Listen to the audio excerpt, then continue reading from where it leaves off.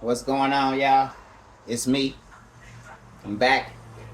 And just wanted to show y'all real quick the process of sublimation. So with a sublimation printer, especially one of the big ones, 13 by 19, like this is a 13 by 19 that I have on my shirt. So here we have another 13 by 19. Alright? Once you print it out, what you want to do is you want to grab a shirt, take the shirt, and place a piece of packing paper in the inside. Alright? Next, what you want to do after you got the packing paper inside the shirt, you want to adjust the pressure. That's too much pressure, way too much. You want to lighten it up. You want very light pressure when you're doing sublimation.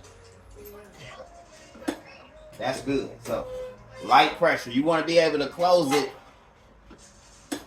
with one hand, gently, very gently, right?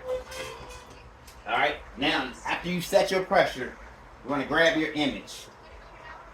Take your image and you want to trim off the edges of the paper. For some reason, there's always ink in the edges of the paper. They may not look like there's ink in the edges, but trust me, if you don't cut the edges off, you will see those ink marks. Alright? Now, if you want a smoother edge, you can tear it instead of cutting it, but I just like to cut it. You will see a small imprint from where you cut pressed into the shirt, but that will fade over time. Alright? Flip it over. Now, they say you're supposed to tape it. And the reason why you're supposed to tape it so that the paper doesn't move at all. I've done it plenty of times just covering it up and pressing it in. But sometimes when you lift up the heat press, after it's done, it will move or shift the paper, which will cause smearing or smudging, or it'll give your image a ghost effect, and you don't want that. So let's tape it down. After we tape it down, you grab a piece of, you guessed it, packing paper. You cover it up with the packing paper. And we press it in for 60 seconds at 400 degrees. All right? Let's get it.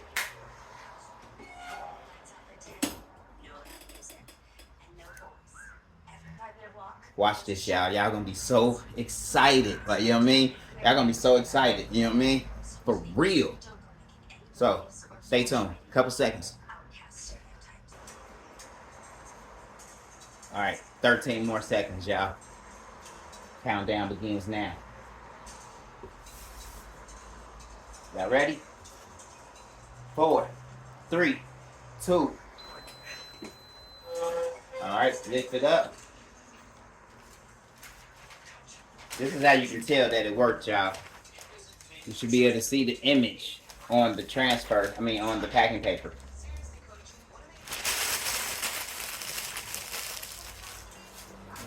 Y'all ready? Now, when you print the image out, it will look dull. It won't look bright and vibrant. You know what I mean? But once you press it, the heat activates the ink. Watch this, y'all. Y'all ready?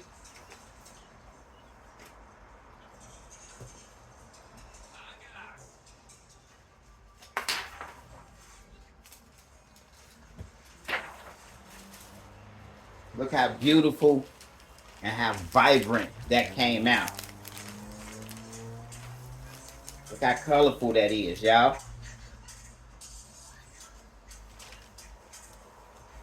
But wait, there's more. So I have the rhinestone part brushed in so that I can add the rhinestones to this. Let's go ahead and press a couple more that I have prepped up real quick.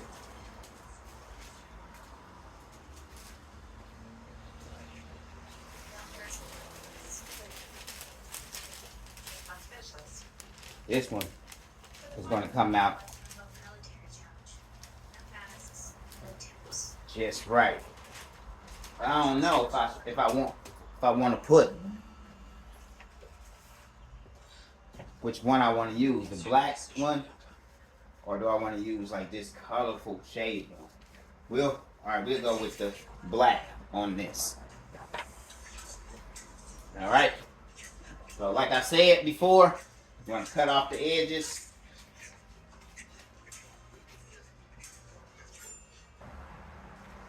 All right, let's cut these edges off.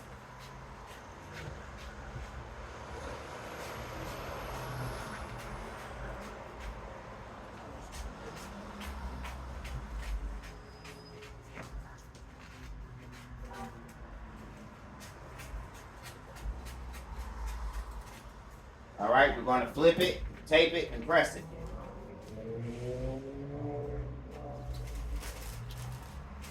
When dealing with sublimation, I like to move the collar off of the press so you don't get that seam from the collar interfering with your pressure. All right, now we want to tape it down, tape it down. I know plenty of y'all have seen me do this plenty of times before, but we're going to keep doing it over and over and over again, you know. I'll keep telling the process. I'll keep showing different shirts. Like, you know what I mean? This one right here, I don't think is 100% polyester. I think it's more like 90% polyester. But you just need the polyester count to be above 65. If you got 65% of polyester or better, you'll get a good print. I have printed on 50-50. 50% cotton, 50% polyester. But you get a washed out vintage effect. You can. You press this in. Press it in, press it in. Okay, so you can get like this shirt. It's, I wouldn't call it light, I wouldn't call it dark, because it has like a mixture of light and dark. So I decided to try to sublimate on it, and look what happened. So when you're dealing with sublimation, lighter colors are what you want, lighter color shirts. But if you have a dark gray, then you can print red ink on top of it, black ink on top of it, brown ink, as you can see, and you'll get this type of effect. So you can sublimate. Like if this was like a dark blue distressed with the same white in it, then you'll get a similar effect. You know what I'm saying?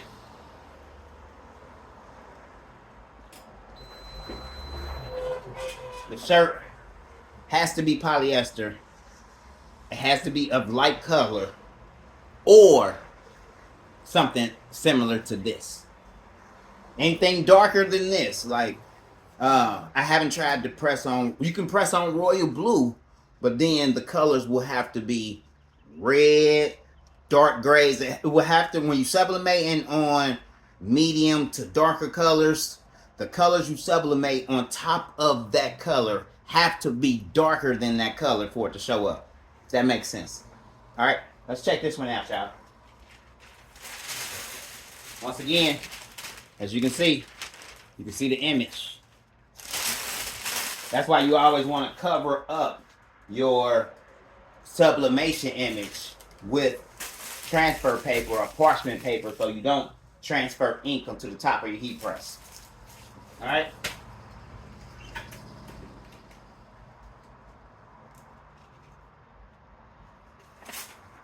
Ugh. That one came out nasty. Look at that, y'all. Look at this. So now, as you can see, it's black. Black.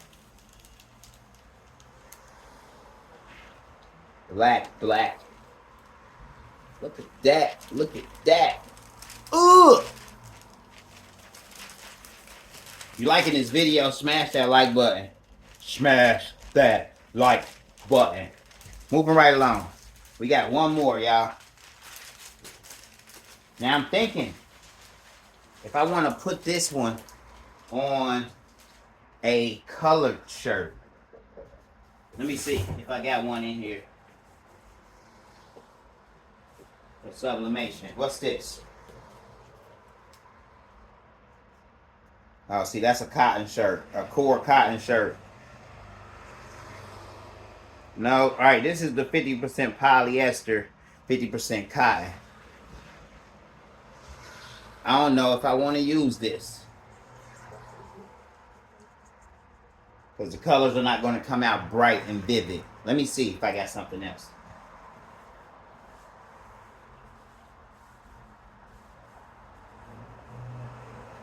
Ooh, we do got this.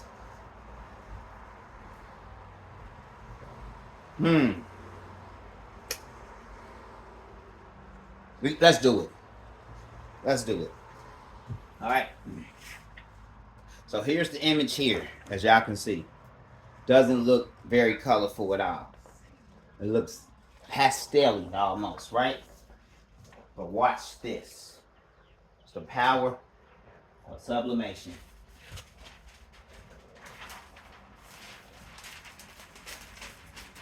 Alright. Take a piece of packing paper. You gotta fold it just a little bit so it'll fit. I like to tuck it under my chin like so. We're not gonna use this shirt for that, y'all. I'm gonna just go with my first instinct and use this white one that I have so that y'all can really see the colors pop. So I already have a white one right here ready to go. So let's use this white one.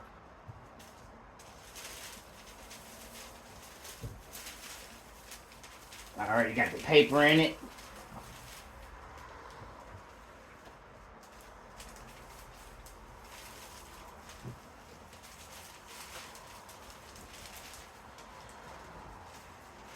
And I don't know why I always got stuff under my press. Look, this Reach magazine. I guess as soon as I come in the door with the mail, I like to throw it on the press. This is from yesterday's work. Alright.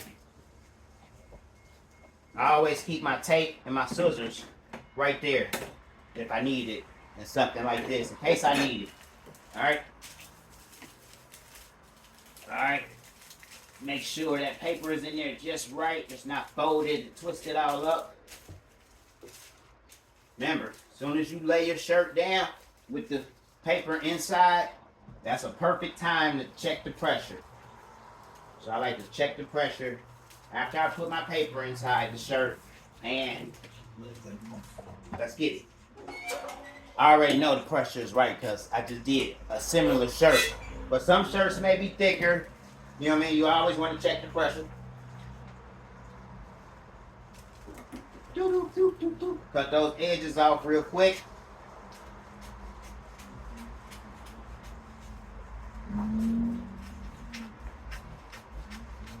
I think this is going to give a great example. The first one was very colorful as well, but this one will give a great example of the power of sublimation. And I try to show y'all both of them side by side.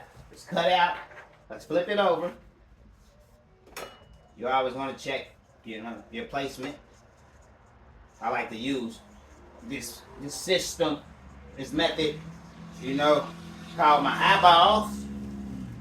Remember to press the, slide the shirt up off the press so that the collar isn't on the press. That will interfere with your pressure. Get a few pieces of tape to tape this sucker down. Sometimes I only use 2 pieces of tape. In the top right corner and here in the bottom left. Looks good to me. Looking good. Cover it up with packing paper like so.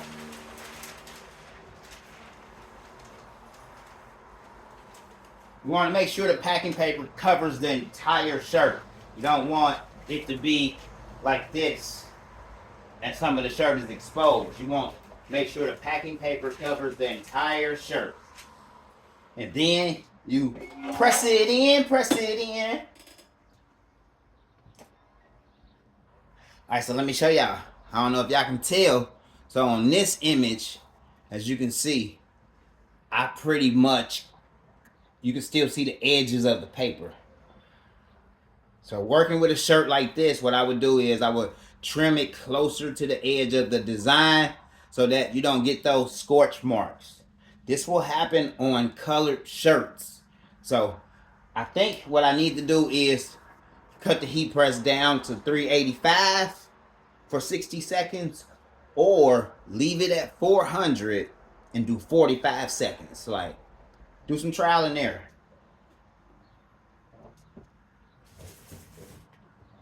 Y'all ready?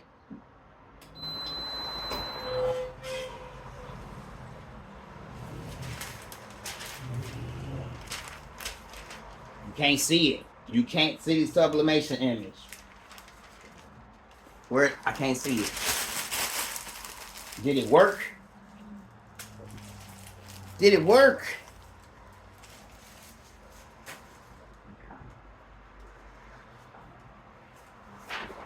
Yeah, it worked.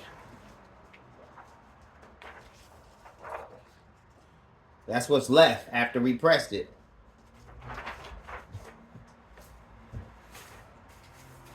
Here go the other one.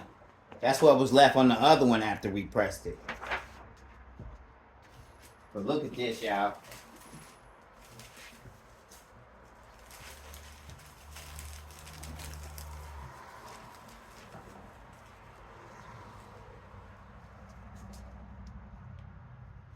So when I printed it out, yeah, I printed it out pastel-y. Well, I keep saying it like that. Pastel-y. But, yeah, that's what it looks like. Looks great. Wait till I add the stones. Alright, stay tuned for the next part 2, where I'll add the stones to these shirts.